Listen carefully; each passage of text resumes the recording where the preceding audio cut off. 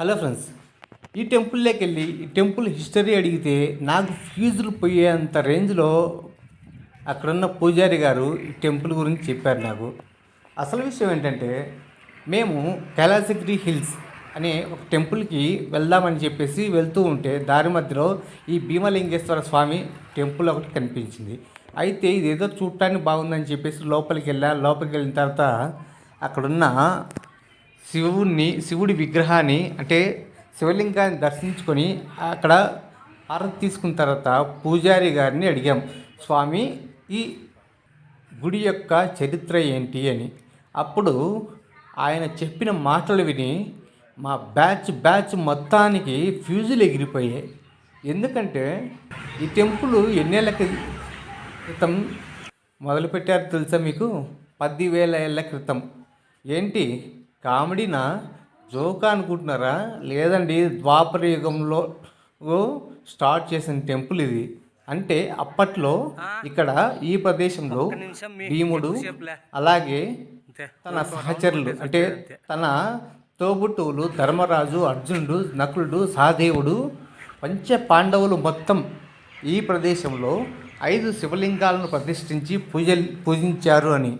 ఇంతకీ వాళ్ళు పాండవులు ఎందుకు ఈ ప్రదేశంలో 5 శివలింగాలను ప్రతిష్ఠించాల్సి వచ్చింది, ఎందుకు పూజించాల్సి వచ్చింది అని మేము అడిగినప్పుడు ఆ పూజారి గారు మాకు చెప్పిన సమాధానం ఏంటో తెలుసా?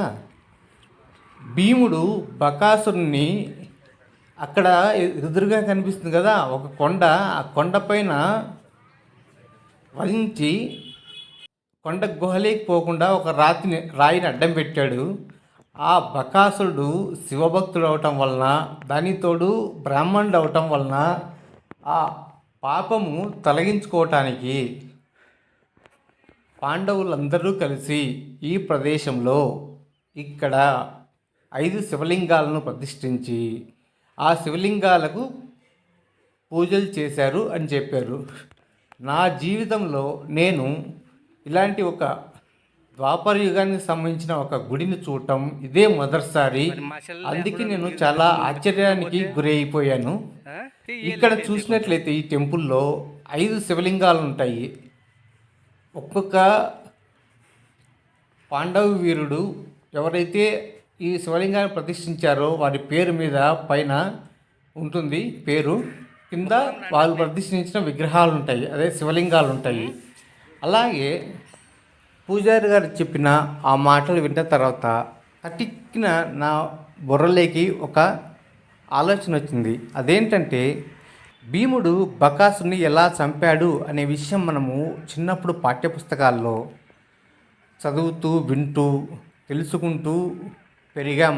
అలాంటి ప్రదేశానికి నేను తెలిసి తెలియక రావటం నా పూర్వజన్మ సుకృతం అని భావిస్తూ నేను చాలా సంతోషానికి గురయ్యాను. ఈ టెంపుల్ కైవరా అనే ఒక విలేజ్లో ఉంటుంది.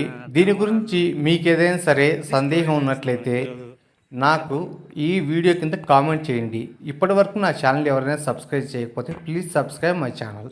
Thanks for watching my video.